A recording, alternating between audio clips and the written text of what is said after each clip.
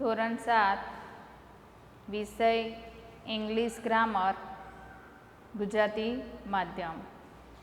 વિદ્યાર્થી મિત્રો, આપણે અગાઉ આ શરૂઆતોમાં ગ્રામરમાં રિવિઝન જોઈ ગયા. રિવિઝનમાં આપણે ઘણું બધું જોઈ ગયા કે રિવિઝનમાં હેવ હેઝવાળા વાક્ય, પ્રોનાઉન્સ જોયા તથા એમાંના જ પ્રશ્ન વાક્ય અને પ્રશ્ન બનાવતા શીખ્યા અને યસ અને નોના જવાબ આપતા પણ શીખી ગયા. સાથે સાથે એપોસ્ટ્રોફી એસ પણ શીખી ગયા. તો વિદ્યાર્થી મિત્રો, હવે આપણે unit 2 the simple present tense એમાં જઈશું કે જોઈશું. તો the simple present tense, simple એટલે સાદો, પ્રેઝન્ટ એટલે વર્તમાન અને ટેન્સ એટલે કાળ.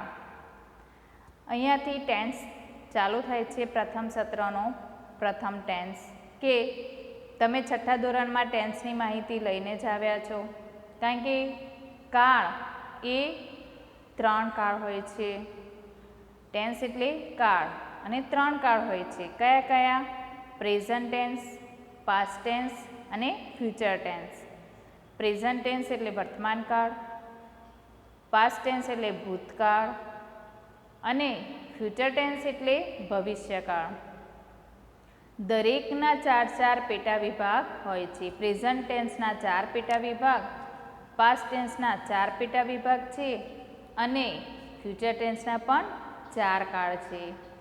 આ કાળના પેટા વિભાગમાંથી પહેલો છે પ્રેઝન્ટ ટેન્સમાં 4 જે કાળ છે એમાંથી આ પહેલો કાળ તમારી સામે છે, the simple present tense. First, બરાબર. ધ કન્ટિન્યુઅસ પ્રેઝન્ટ ટેન્સ એ બીજો. ત્રીજો, the continuous present perfect tense. And ચોથો, પરફેક્ટ પ્રેઝન્ટ ટેન્સ. બરાબર. આ રીતે 4 કાળ હોય છે. ફરી એક વખત, ધ સિમ્પલ પ્રેઝન્ટ ટેન્સ સાદો વર્તમાન કાળ, ધ કન્ટિન્યુઅસ પ્રેઝન્ટ ટેન્સ એટલે ચાલુ વર્તમાન કાળ, ધ પરફેક્ટ પ્રેઝન્ટ ટેન્સ એટલે કે પ્રેઝન્ટ પરફેક્ટ ટેન્સ અને ચોથો છે કન્ટિન્યુઅસ પરફેક્ટ પ્રેઝન્ટ ટેન્સ. તો વિદ્યાર્થી મિત્રો, આ એક ટેન્સના 4 કાળ છે. દરેક 3 ટેન્સમાં આવા 4 કાળ હોય છે. એટલે આ 4 કાળમાંથી પહેલો આપણે સિમ્પલ પ્રેઝન્ટ ટેન્સ જોઈએ, પછી આવશે સિમ્પલ પાસ્ટ ટેન્સ અને પછી આવશે સિમ્પલ ફ્યુચર ટેન્સ. તો અહીંયા તમારી ગ્રામર બુક ખુલ્લી રાખજો. ગ્રામર બુકમાં પેજ નંબર 11 પર તમને અહીંયા કાળ આપ્યો છે કે સાદો વર્તમાન કાળ, સિમ્પલ પ્રેઝન્ટ ટેન્સ. તો વિદ્યાર્થી મિત્રો, આપણે છઠ્ઠા ધોરણમાં આ ટુ બીના ક્રિયાપદના વર્તમાન કાળના રૂપ જોઈ ગયા. તમને પહેલાં તો એ ખબર હશે કે પ્રોનાઉન્સ સર્વનામ કયા કયા છે. તો સર્વનામ તમને ખબર છે કે I, we, you, they, he, she, it. બરાબર. આમાં એકવચન, બહુવચન અને ત્રીજો પુરુષ, એ પણ પહેલો પુરુષ, બીજો પુરુષ, ત્રીજો પુરુષ એ પણ જોઈ ગયા. તો ફરી એક વખત જોઈએ. આ જે છે એ સર્વનામ છે કે પ્રોનાઉન્સ છે. I, we, you, they, he, she, it. બરાબર. હવે વર્તમાન કાળના ટુ બીના રૂપ એટલે કયા કયા? તો ટુ બીના રૂપ એટલે એમ, આર અને ઇઝ. આ ટુ બીના રૂપ કહેવાય. બરાબર. અને તમને એ પણ ખબર છે કે આઈ સાથે શું આવે? એ પહેલો પુરુષ કહેવાય. આઈ સાથે એમ આવે. બીજો પુરુષ વી અને યુ છે, એકવચન અને બહુવચન. યુ એ એકવચનમાં આવે અને વી એ બહુવચનમાં આવે, તો વી યુ સાથે આર આવે. બરાબર. ત્રીજો પુરુષ છે હી, સી, ઇટ, એની સાથે ઇઝ આવે અને બહુવચનમાં દે એ ત્રીજો પુરુષ છે, એની સાથે આર આવે. મેં તમને અહીંયા ટૂંકમાં લખીને બતાવ્યું છે કે આઈ સાથે એમ, વી યુ દે સાથે આર, હી સી ઇટ સાથે ઇઝનો ટુ બીનું રૂપ ઉપયોગમાં આવે છે. હવે જો હેવ હેઝ એ પણ વર્તમાનકાળનું રૂપ છે. તો જો એ પણ મેં ટૂંકમાં જ લખ્યું છે કે આઈ વી યુ દે આ પ્રોનાઉન્સ છે. આઈ વી યુ દે એની સાથે હેવનો ઉપયોગ થાય અને હી સી ઇટ એટલે કે ત્રીજું પુરુષ એકવચનમાં આ ત્રણેય સર્વનામ સાથે હેઝનો ઉપયોગ થાય છે. બરાબર. એટલે તમને અહીંયા કોઠાદ રૂપ બતાવ્યું છે. ગ્રામરમાં કોઠો સમજાવીને બતાવ્યો છે, પણ મેં તમને અહીંયા શોર્ટમાં બતાવ્યું છે, કારણ કે તમે આ કોઠો સમજીને આવ્યા છો ને કોઠો તમને યાદ છે. બરાબર. પહેલો પુરુષ આઈ, બીજો પુરુષ યુ, ત્રીજો પુરુષ હી સી ઇટ એકવચનના, બહુવચનમાં પહેલો પુરુષ વી, બીજો પુરુષ યુ અને ત્રીજો પુરુષ દે. બરાબર. તો એવી રીતે જ આપણે અહીંયા કર્યું છે, પણ મેં શોર્ટમાં લખ્યું છે. તો વિદ્યાર્થી મિત્રો, તમને આ have has is am are કયા પ્રોનાઉન સાથે મુકાય છે એ તમને ખ્યાલ આવી ગયો હશે. હવે જો વર્તમાન કાળ માટેનો મેઇન વાક્ય કે રોજિંદી તથા ટેવવશ થતી ક્રિયાઓ દર્શાવવા માટે રોજિંદી અને ટેવવશ ક્રિયા જેમ કે ખાય છે, પીવે છે, રોજિંદી. બરાબર.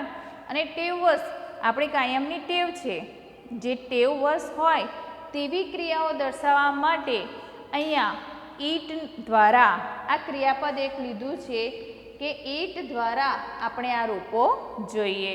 તો અહીંયા મેં તમને કોઠા પ્રમાણે લખીને બતાવ્યું છે કે એક વચન અને બહુવચન છે. તો એક વચન માટે પહેલો પુરુષ આઈ સાથે અહીંયા ક્રિયાપદ ઈટ લીધું છે. તો આઈ સાથે એમ કે હેઝ કે હેવ આપણે લેવાનો નથી. ડાયરેક્ટ ક્રિયાપદ ઈટ છે. તો આઈ ઈટ, હું ખાઉં છું. બરાબર. પછી બીજો પુરુષ યુ સાથે પણ મૂળ રૂપ આપ્યું છે. યુ ઈટ, તું ખાય છે. એક વચનમાં ત્રીજો પુરુષ હી સી ઇટ સાથે ઇટ્સનો ઉપયોગ થયો છે, એટલે કે એસ મૂક્યો છે. એસ મૂક્યો છે એટલે તમારે સમજી જવાનું કે અહીં થોડોક નિયમનો બદલાવ આવે છે.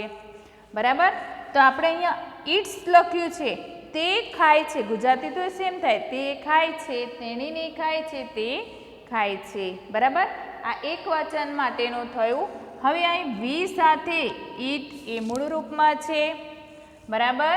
યુ સાથે ઈટ એ પણ મૂળ રૂપમાં છે અને દે સાથે ઈટ એ પણ મૂળ રૂપમાં છે. તો વિદ્યાર્થી મિત્રો, તમને અહીંયા ખબર છે કે આઈ, વી, યુ, દે સાથે એક્શન વર્ડનું મૂળ રૂપ આપ્યું છે. ખાલી ચેન્જ ક્યાં થાય છે? તો હી સી ઇટ એની સાથે જ એક્શન વર્ડમાં એસ કે યસ મુકાય છે. શું મુકાય છે? એસ કે યસ. જો ઈ એ ટી પછી લખ્યો છે એસ, એટલે તમને અહીંયા સમજાય છે કે અહીંયા એક્શન વર્ડ ચેન્જ થઈ જાય છે. બાકી બધામાં મૂળ રૂપ આવે છે. બરાબર. એવી રીતે બીજું છે એક્શન વર્ડ ડુ. ડુ ક્યાં ક્યાં મૂળ રૂપમાં છે? જો આઈ સાથે ડુ છે, યુ સાથે ડુ છે, વી સાથે ડુ છે, યુ સાથે ડુ છે અને ધે સાથે પણ ડુ છે. આ ચારેય પ્રોનાઉન્સ સાથે, પાંચે પ્રોનાઉન્સ સાથે ડુ છે અને ખાલી હી, સી અને ઈટ સાથે ડઝનો ઉપયોગ કર્યો છે. એટલે કે અહીંયા ચેન્જ થઈ ગયો છે. ઈએસ મુકાયો છે. બરાબર. અહીંયા ઈએસ મૂકવાથી આખી ક્રિયા બદલાઈ જાય છે કે એક્શન વર્ડ બદલાઈ ગયું. બરાબર. ફક્ત ક્યાં બદલાય છે?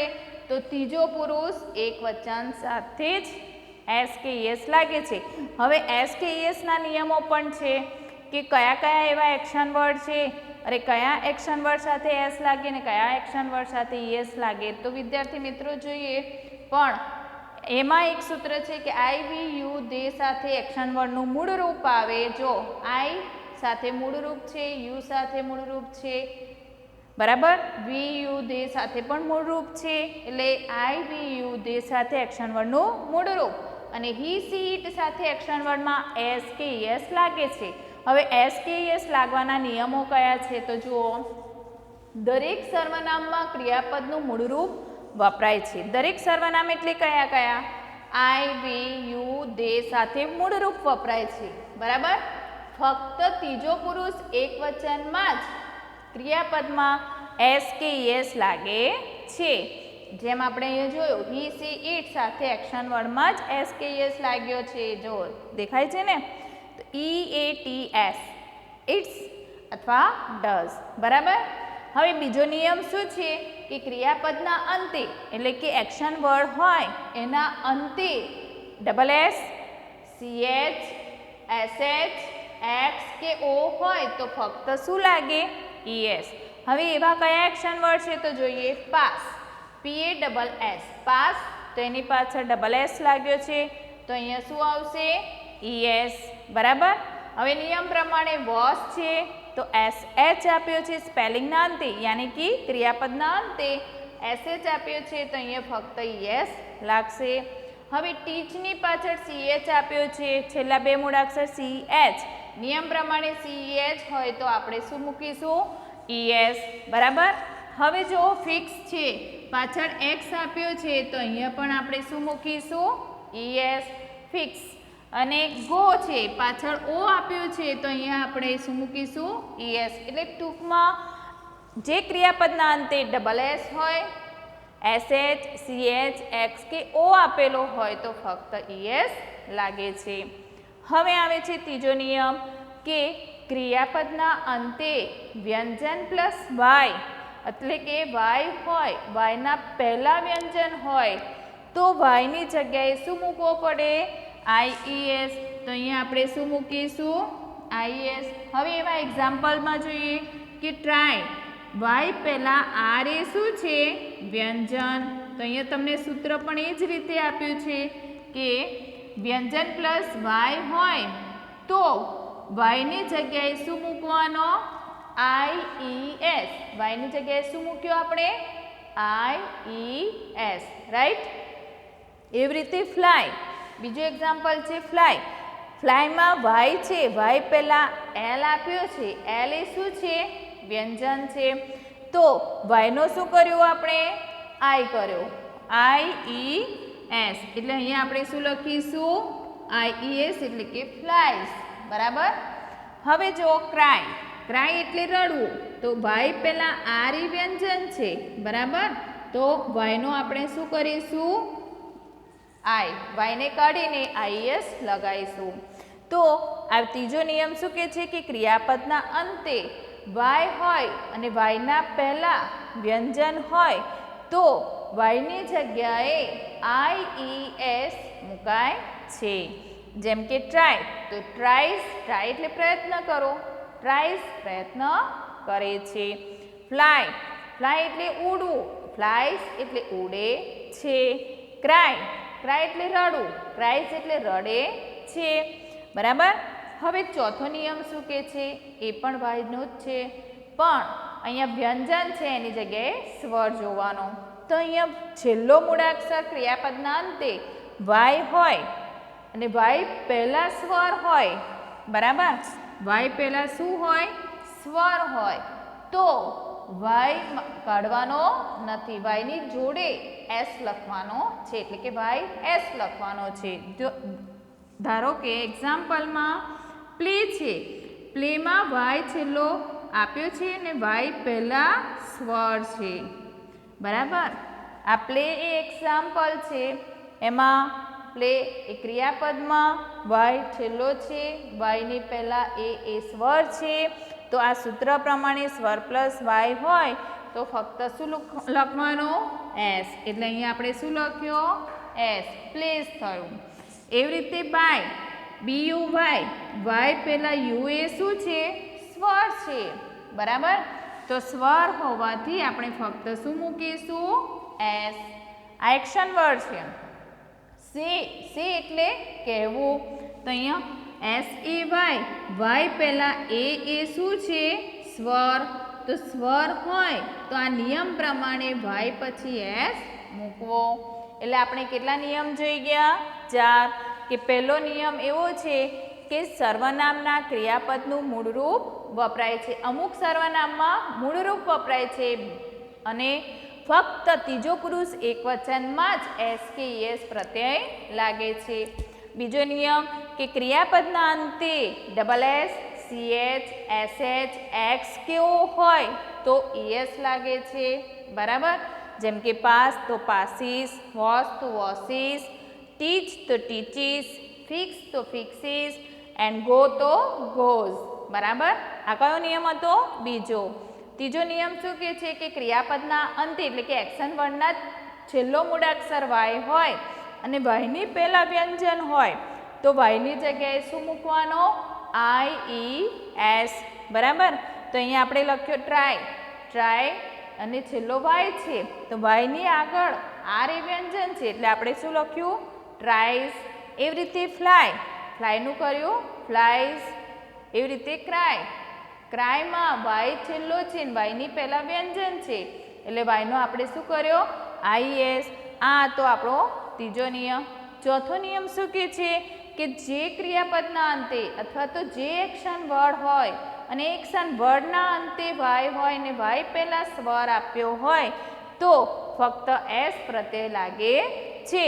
જેમ કે પ્લે તો પ્લેઝ, વાય પહેલાં એ આપેલો છે એટલે એ સ્વર કહેવાય એટલે વાય પછી આપણે શું મૂકીશું? એસ. એવી રીતે બાય, બાય એટલે ખરીદવું અને બાયસ એટલે ખરીદે છે તો વાય પહેલાં યુ એ સ્વર છે તો આપણે શું મૂક્યું? એસ. એવી રીતે સે, સે એટલે કહે, કહેવું, એસ એ વાય તો વાય પહેલાં એ સ્વર છે માટે આપણે વાય પછી શું મૂકીશું? એસ. એટલે સે એટલે કહેવું, સેસ એટલે કહે છે. તો વિદ્યાર્થી મિત્રો આપણે આ નિયમ જોઈ ગયા. તમારા કાળ પ્રમાણે નિયમ ખૂબ જ જરૂરી છે. હવે આ જે નિયમ જોઈ ગયા એ નિયમના આધારે આપણે ખાલી જગ્યા જોઈએ. તો અહીંયા ખાલી જગ્યા આપેલી છે ફિલ ઇન ધ બ્લેન્ક્સ. એ તમારા ગ્રામર બુકમાં પાન નંબર 13 ઉપર ખાલી જગ્યા આપેલી છે. એ એક્સરસાઇઝ ફર્સ્ટ છે કે fill in the blanks with the correct form of the words in the simple present tense. શું કહે છે કે આપેલા ક્રિયાપદોના સાદા વર્તમાન કાળમાં રૂપો વડે ખાલી જગ્યા પૂરો. તો તમને અહીંયા ખાલી જગ્યા આપી છે અને કૌંસમાં એક્શન વર્ડ આપ્યા છે. બરાબર. તો પહેલી ખાલી જગ્યા જોઈએ. ધ બોયઝ ખાલી જગ્યા ફૂટબોલ, ધ બોયઝ ખાલી જગ્યા ફૂટબોલ. કૌંસમાં આપ્યું છે એક્શન વર્ડ પ્લે. હવે તમારા આ નિયમ પ્રમાણે પ્લેને કેવી રીતે કરવું એ આપણે જોઈએ. જો અહીંયા ધ બોયઝ છે, ધ બોયઝ એટલે બહુવચન છે, પાછળ એસ આપેલો છે તો આ એક્શન વર્ડમાં લેતા પહેલાં બદલતા પહેલાં આપણે સર્વનામને જોવાનો એટલે કે પ્રોનાઉન્સ જોવાનો. તો ધ બોયઝ એ પ્રોનાઉન્સ છે પણ બહુવચનનું પ્રોનાઉન્સ છે તો આ બહુવચન હોવાથી એનું પ્રોનાઉન્સ આપણે કરીશું દે. બરાબર. હવે જો અહીંયા કોઠામાં દે હોય તો એક્શન વર્ડ સાથે શું આવે? મૂળ રૂપમાં. બરાબર. તો કૌંસમાં જે એક્શન વર્ડ છે એને આપણે મૂળ રૂપમાં લખીશું એટલે પ્લેનું પ્લે. બરાબર.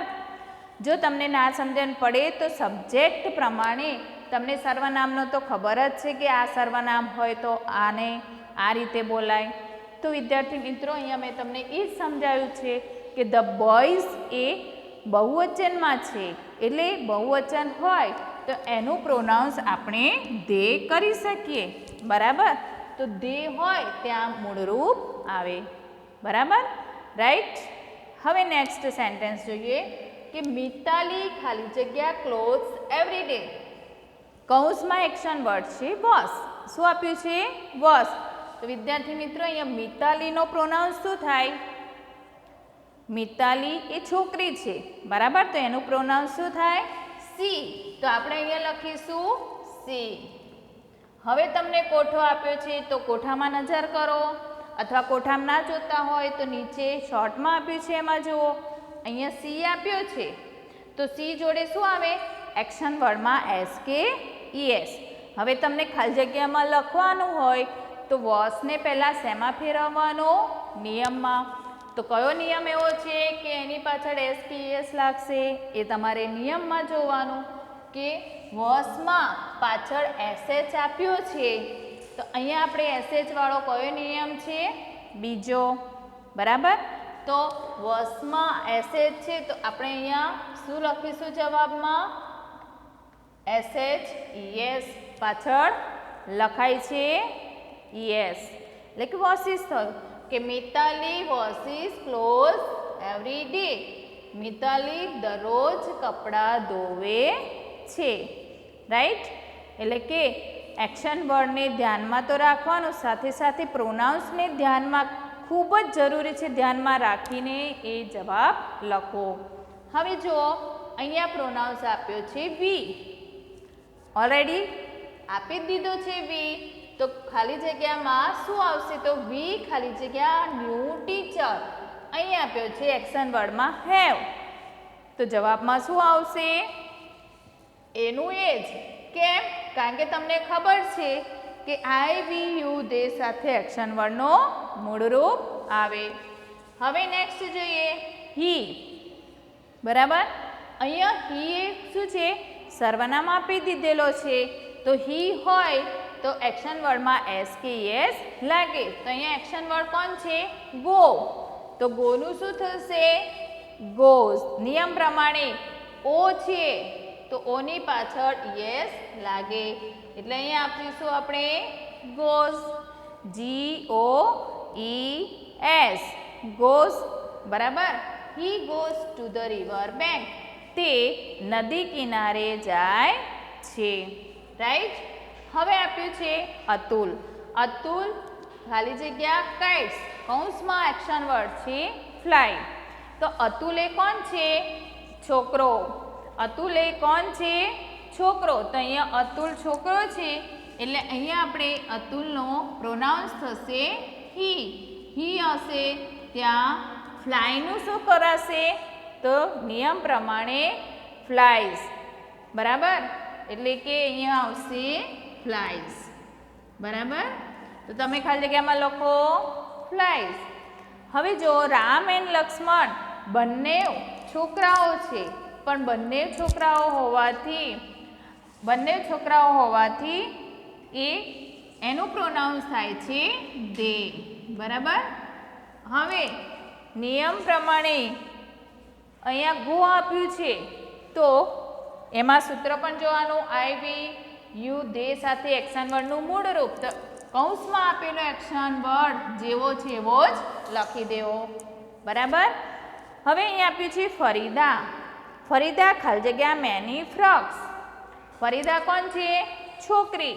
તો છોકરી માટે પ્રોનાઉન્સ આવે સી. બરાબર. સી હોય ત્યાં સી જોડે હેઝ આવે. તમને અહીંયા ખબર છે કોઠો આપ્યો છે કે આઈ વી યુ દે સાથે હેવ અને હી સી ઈટ સાથે હેઝ. તો અહીંયા એક્શન વર્ડ ચેન્જ થઈ જાય. હેવનું શું કર્યું આપણે? હેઝ. કેમ? કારણ કે ફરીદા છોકરી છે. છોકરી છે એટલે આપણે એનું પ્રોનાઉન્સ સી કર્યું. સી હોય તો તૈયારીમાં તમને ખબર પડી જાય છે કે આનો આવે. બરાબર. એક્શન વર્ડનું મૂળરૂપ ક્યાં આવે? કયા પ્રોનાઉન્સ સાથે મૂળરૂપ આવે અને કયા પ્રોનાઉન્સમાં એક્શન વર્ડ પાછળ એસપીએસ લગાવાય. હવે જુઓ મિસિસ વ્યાસ. મિસિસ વ્યાસ એટલે શ્રીમતી, તો સી. બરાબર. પ્રોનાઉન્સ એનું નક્કી કરી દીધું આપણે. હવે જો એક્શન વર્ડમાં ટીચ છે તો ટીચની પાછળ જોવાનું સીએચ લાગેલો છે, તો આપણે અહીંયા ટીચનું શું કરીશું? ટીચીસ. બરાબર. મિસિસ વ્યાસ ટીચીસ અસ ઇંગ્લિશ. શ્રીમતી વ્યાસ અમને અંગ્રેજી શીખવે છે. હવે નેક્સ્ટ જો ધ બેબી ખાલી જગ્યા ફોર મેલ. કૌંસમાં આપ્યું છે ક્રાય. CRY cry. હવે અહીંયા તમને કયો નિયમ લાગુ પડે એ જોતા પહેલા પ્રોનાઉન્સને જોઈએ કે બેબી એ કોણ? એનું પ્રોનાઉન્સ સી. એને સી નક્કી કરી દીધું આપણે કે એનું પ્રોનાઉન્સ સી છે. હવે ક્રાયનું શું થશે? તો તમને નિયમ ખબર છે. તો અહીંયા હી સી ઈટ હોય તો એક્શન વર્ડ પાછળ એસકેએસ લાગે. અહીંયા ક્રાય છે તો વાયની પહેલાં વ્યંજન છે. વ્યંજન હોય એટલે વાયનું શું કરીશું આપણે? IES એટલે શું લખીશું? Cries. She cries for milk. તે દૂધ માટે રડી રહી છે. હવે જો વી ખાલી જગ્યા ટુ સ્કૂલ અર્લી. હવે અહીંયા કમ આપ્યું છે, એક્શન વર્ડ કમ છે અને અહીંયા પ્રોનાઉન્સ આપ્યો છે વી, એટલે વી જોડે મૂળ રૂપ આવે એટલે કમનું કમ. રાઈટ. હવે નેક્સ્ટ જો દીપા. દીપા ખાલી જગ્યા સારી. હવે અહીંયા દીપાનું પ્રોનાઉન્સ કરીશું આપણે સી. એનું પ્રોનાઉન્સ સી થાય. આપણે નક્કી કરી દીધું કે એનું પ્રોનાઉન્સ સી થાય છે. તો હવે સી હોય તો અહીંયા નિયમ પ્રમાણે બાયનું શું થશે? બાયઝ. કારણ કે બાય પહેલાં સ્વર છે યુ એટલે બાયઝ. અહીંયા ધ ગર્લ્સ, તો ધ ગર્લ્સ એ બહુવચન છે એટલે અહીંયા એનું પ્રોનાઉન્સ થશે દે. બરાબર. દે ખાલી જગ્યા ગુજરાતી સોંગ. અહીંયા સિંગ છે તો સિંગનું સિંગ. બરાબર. આ તો મેં તમને સમજાવવા માટે સર્વનામનો ઉપયોગ કરીને ખાલી જગ્યાના નિયમ સાથે શીખ્યું છે. હવે બાકીની ખાલી જગ્યા આમાં પ્રોનાઉન્સ લખીશું નહીં. તમારે નક્કી કરવાનું કે જય ખાલી જગ્યા પોએમ રાઇટ્સ. કૌંસમાં આપ્યું છે એક્શન વર્ડ રાઇટ. જય કોણ? છોકરો. છોકરા માટે પ્રોનાઉન્સ વપરાય હી. તો હવે અહીંયા હી છે તો રાઇટનું શું થશે? રાઇટ્સ. તો અહીંયા લખાશે ખાલી જગ્યામાં રાઇટ્સ. WRITIES.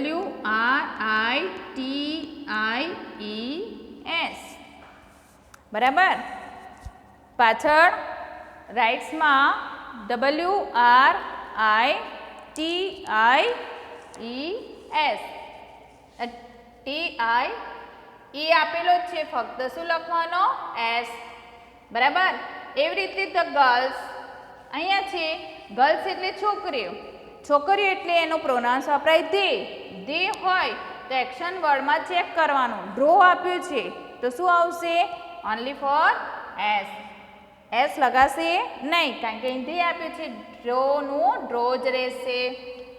બરાબર. કારણ કે અહીંયા એનું પ્રોનાઉન્સ દે થાય છે. દે હોય ત્યાં મૂળ રૂપ આવે.